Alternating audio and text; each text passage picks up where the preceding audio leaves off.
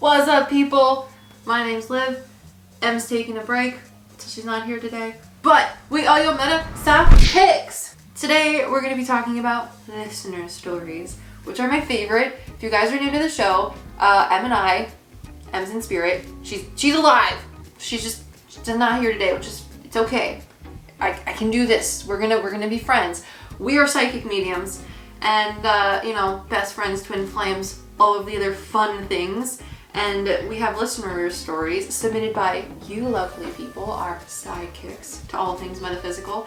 And we read your listener stories, put them on the YouTube channels and the podcast episodes. So if you don't know about the podcast, go check it out in the description below after watching this. But we listen, read, and then react to your listener stories. And that's what we're going to be doing today. I got 3 good stories for you. Are you ready to knuckle and buckle? Great, let's go. First story was sent in by Erin. Thank you, Erin, for sending us your story. It was fabulous to read, and I'm excited to read it to everyone else. Are you ready? Okay. All right. Erin's story is, an unseen force saved me from choking.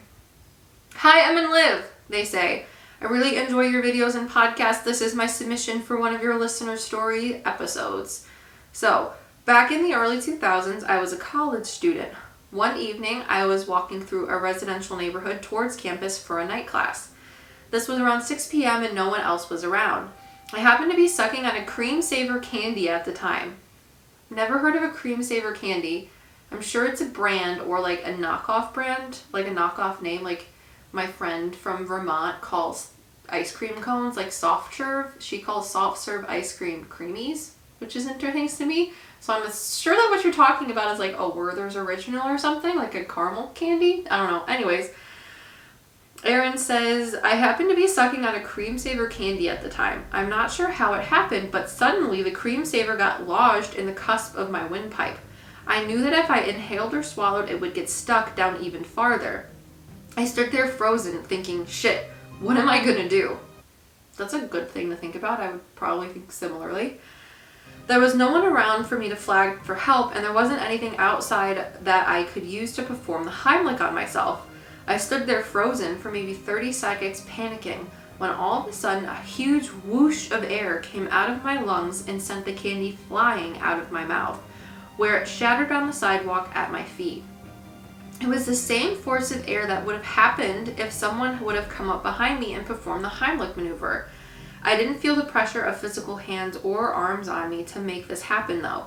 Needless to say, I thanked God Almighty for saving me and never ate a cream saver again. Okay, 24 years later, and I want to know, Erin, if you're watching this, let us know in the comments below. Have you eaten a cream saver, or are you like 24 years sober of that? Because I feel like I probably would have eaten one the next day, or at least a little bit later. But anyways, Erin says, I like to think it was a spirit guide or angel who saved me. I'm curious to know if you guys have any impressions of who it was. Thanks for reading my story, Erin. All right, Erin. So many people come to us for readings and ask, they'll tell us stories that have happened to them. And it is of Em and I's belief that everyone has psychic abilities, regardless of if you believe you're a psychic or a medium or neither, or both, whatever.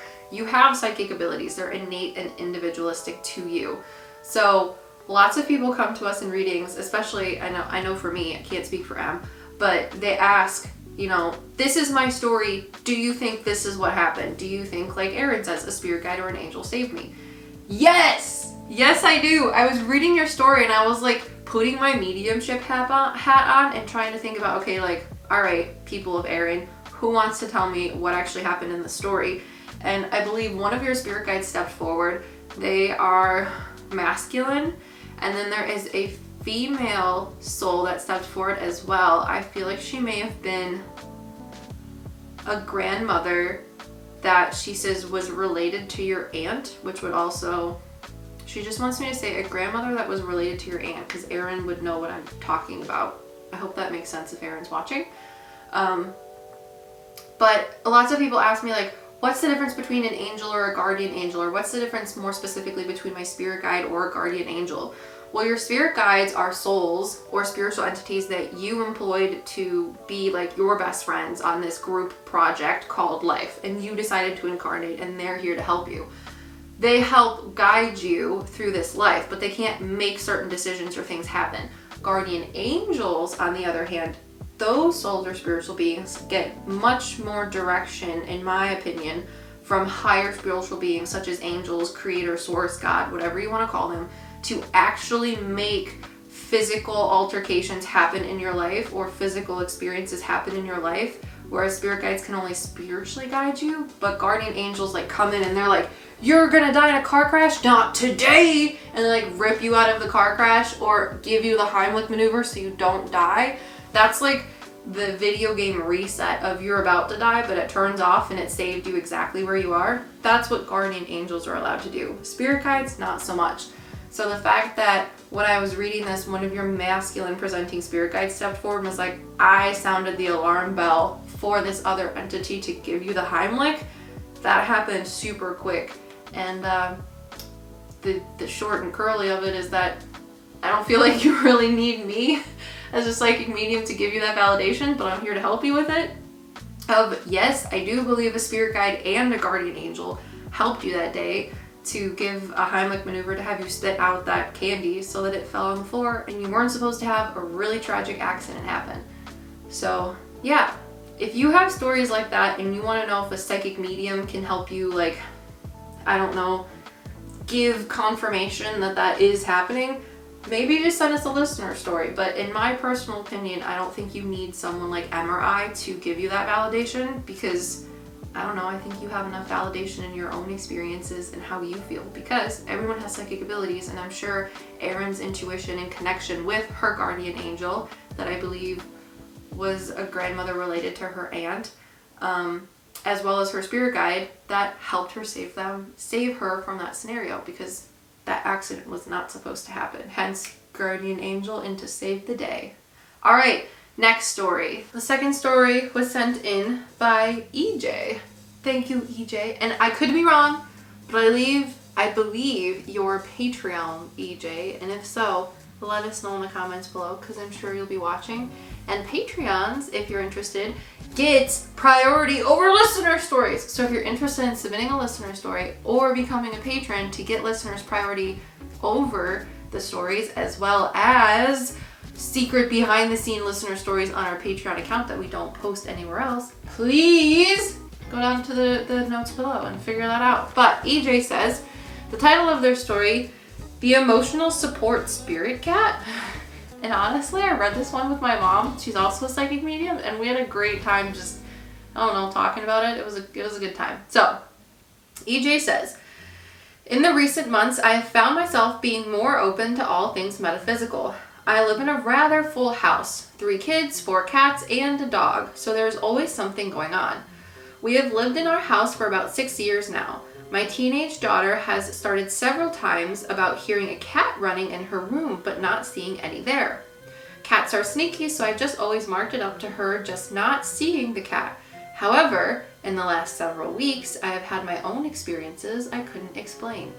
The first one, I was lying in bed about to go to sleep. I have to go to sleep with earplugs because sounds always feel amplified for me when trying to sleep, and an eye mask to help keep my eyes closed as I'm easily alerted. Dude, same. Since I've had my son as a first-time mom, his like breathing changes in the other room, and I'm like wide awake, like SpongeBob, eyes cracked open, immediately ready to go into like battle. And it is the weirdest thing ever. I feel like just because you have kids, it's like that thing that just happens, and at some point your brain switches that off, but once you become a parent, it's just on for a while and there's no turning it off. So I get it. They say, it was a rough week for me, and often one of my cats will come lay with me for comfort. Oh, it's also adorable. Okay, if you guys don't know, fun fact, it is believed in the spiritual world that cats, like their purring vibrates at the same frequency as Om, or like the universal frequency of life with like your heart chakra and stuff. So it's actually supposed to help you like physically calm down if you like put a cat on your chest and they like purr. So if anyone has kitties out there and you're having a bad day, try that, see if it helps. Anyways, it was a rough week for me, and often one of my cats will come lay with me for comfort. I felt a cat hop onto the bed and walk onto my pillow just above my head. It started making biscuits to get comfy, and I reached up to pet it but felt nothing there, and the feeling stopped. I took my mask off to look and looked around the room only to realize that the door was closed and there was no cat in my room with me. This happened again about a week later. I felt at the foot of my bed that feeling when a cat puts its front paws up onto something before jumping. Then I felt a jump and pressure on my blanket by my legs as if a cat were walking there. Again, I looked to see nothing there and the feeling subsided. The last one happened just yesterday. I had been trying to get into meditation and work on my chakras. During a meditation while sitting at the edge of my bed, one of my cats kept jumping on my lap and wanting to be pet. I had to take her out of the room and close the door. When I jumped back into the meditation, halfway through, I felt that something like a cat got on the bed and I could feel the pressure on the bed as if it was sitting right next to me. I figured my cat somehow got back in, but again, when I looked, nothing was there. This didn't scare me or creep me out, it just left me curious as to what it was or if anything could be explained. I told my partner about the experiences and it did creep her out. However, after I told my daughter, since she is open to all of this, she was jealous and said verbatim, "Why do all the cats love you more? Even the ghost cat." Which is such a daughter thing to say. I love it. I would say the same thing to my mom, let's be real. Dude, I don't know why cats are so spiritual. Freaks me out, honestly, because as a medium, when I've talked to people, I've had souls use cats sort of like a vessel to kind of like lovingly spy on their family members, which in all reality they don't have to do, but it's just like something that some souls choose to do. I don't know, maybe they had a past life as a cat before they were a person, and now they're just like, I'm gonna use a cat to be cool and whatever. I don't know. And then my friend just got a new house, and I've gone over like a handful of times so far because they just moved in, and I have seen the souls of 2 separate cats, like big cats, and this house is fancy. It's a very like la-di-da, fancy schmancy, pinkies out sort of house. And these cats, I think, were like Maine Coon cats because they're huge. They got long fur. One of them is orange and white, and the other one's like black and white or gray and white, something like that. But I keep seeing these ghost cats in their house, and it's absolutely just driving me crazy to the point where I told them about it, and they're like, I don't know, I think getting a cat would be fun. I'm like, that doesn't help me. You don't know anything about the people that used to live here. Like, well, they're old, so they probably had cats. I was like, okay, great, whatever. You just got ghost cats in your house. But EJ, for your story, I definitely feel like there's the spirit of a cat in your house. I don't think you really need a medium like the last story to tell you this, but I would love to help tell you it because it's fun and I love reading your story. But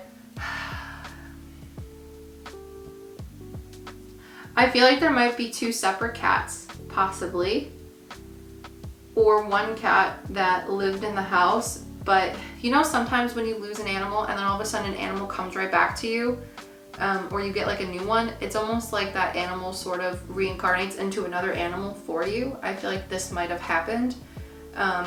So one aspect of the cat hangs out with your daughter, but the aspect of the cat that hangs out with you is a separate cat but reincarnated, because I feel like it just keeps hanging out at the house. So to explain this a little better, the cat that lived in the ghost cat in your house, EJ, lived in your house with like a past owner, passed away, and then was still supposed to be a cat for that house and reincarnated and lived in that house again. So one aspect, because I see like a black and white cat, and I feel like that cat is the one that hangs out with your daughter, and they're like a little bit more like skittish and funny, but their reincarnation hangs out with you, and they're like a masculine gray cat with short hair. But anyways, that's what I see regarding your story. I hope you appreciate it. Let us know in the comments below if you're watching. Next story. All right, next story sent in by David O. David O's story is titled Experience of Living in a Haunted House. So David says, when I was around 3 years old, my family and I moved to a house in Swansea, Wales. Sick. Initially, everything seemed fine and normal, but after a while, I started to experience rather weird things. I heard things like footsteps at first, and things were apparently slightly moved from time to time. We didn't think much of it though, since it was an older house and it seemed normal that you'd hear cracking of wood, etc. But it got weirder and weirder over time. Occasionally, we overheard my brother talking to someone, but whenever either my parents or I came to the room, he'd stop and resume playing. Upon asking who he had been talking to, he just replied, "No one." Eventually, he did admit to talking to a nice older lady who played with him. My parents just shrugged it off as a child's fantasy. A few days after that, for me, the worst time struck. I had a nightmare in which I was grabbed out of my bed and dragged down the stairs into the kitchen through the entire house. I'd get free from the shadow thing that was pulling me and try to run, only to be grabbed by multiple arms in the hallway and pulled back into the dark kitchen. That'd always be the time that I'd wake up from my nightmare and see a shadowy figure of a woman standing in my room. She was completely black, but you could easily tell features of her. She had a longish gown, was barefoot, and had shoulder-length messy hair, and her eyes glowed red. I'd see her saying things, yet I couldn't hear her. I'd have this very same encounter every night, yet when I told my parents about the recurring nightmare, they just shrugged it off as such. I ended up being afraid of the house. I felt followed, and that no matter where I was afraid of even entering the kitchen alone. Everything was fine though whenever we left the house, and after a few weeks of having the repeated nightmare and sleep paralysis, everything seemed to have calmed down, although a few days later things began to pick up again. I had the nightmares again, but this time the woman got closer and closer to me each night until she'd eventually grabbed my arm. I managed to cry out for my parents, who hurried into my room, and as soon as the door opened, the woman just disappeared. There was a little print of me being grabbed at my arm, and I could still remember that freezing cold feeling. My parents decided to take me into their room the following nights, and I didn't have nightmares anymore, though I did wake up every night seeing the woman standing in the doorframe stalking me, but she never got any closer. A few days after that, no major incidents besides one had happened, in which I was pushed down the stairs, luckily not hurting myself as there was a thick carpet on it. Eventually my parents decided to move out, though I do not know if there was any more reasons besides that, as they never talked about any of it. Ever since that, my family hasn't experienced anything paranormal, and that woman never followed us. I am now 20, and my mother has finally opened up about that topic a bit more. She admitted to seeing someone standing in the doorway when I slept in their room and described her to me. I also had managed to ask my brother about it, and he still described her as a nice lady, but also stated that someone who looked like my past grandma has also been there and pushed the nice lady out when he was playing. Eventually, asking the property owner with whom we had been friends with many years, he revealed that there was indeed a woman that chased out previous tenants and was described in a similar way we did, and that woman looked like an older lady that passed away there, specifically in my bedroom. Although the weirdest thing is that she was apparently, quote, the nicest person on earth, and it's weird that she'd do that. I'm honestly quite conflicted about this experience, and I'm not sure what to believe. Was it actually the spirit of the lady, or was it someone impersonating her? Why did it feel like that she was targeting me so much, and what could she have possibly wanted? Or maybe it was just my imagination going haywire. But then again, how'd I know how she'd look like if I saw a picture many years later, and how'd other people have experiences in that house? I'm quite curious what you think about this entire thing. Take care, David. Okay, this one freaks me out. I'm not gonna lie. Cause David, when I was reading your story, I felt like there was an older woman playing with your little brother when he was at the house, and then you said that he experienced an older woman playing with him, and I was like, that's creepy. But also the fact it didn't match up with when you started talking about your younger brother playing with someone. I saw an older lady, and then you said that you saw someone standing in the doorway as a shadow, and that you knew that it was an older lady because you could see like the outline and the bare feet and stuff. That freaked me out because the old lady that your brother was playing with didn't feel that like weird. So when you told me that there was this dark entity, freaked me out entirely. So I don't know, Then you explain how your tenant was talking about how an older woman chased off tenants, but I feel like that woman is different than the woman that was in your bedroom. I feel like there is... Okay, so when you have a house, right? The energy that people put into a house can be reflected or put into the house, or either reflected back at you or put into the house, and then the house has some sort of like sentience or consciousness. And if you're in a house that was really, really old, then the house can develop and sort of like, I don't know, keep or box up or pent up more energy. And I feel like the thing that you saw in your doorway is not necessarily the woman from the house, because a human spirit wouldn't, one, look like that, and two, do things like that, in my professional opinion as a medium. And the reason I'm saying this is because I feel like the actions of the past women that lived in the house, the one that chased off tenants, but was also quote unquote a nice lady, I feel like she might have struggled at some point in her life getting older with just her perception of reality, I would say. So she was a very nice person, but I feel like as she got older, things started to change within her mind, and that might be where some of her aggression came from. So it's not necessarily that she's a mean person, it's just that things were happening and she was getting older type of stuff.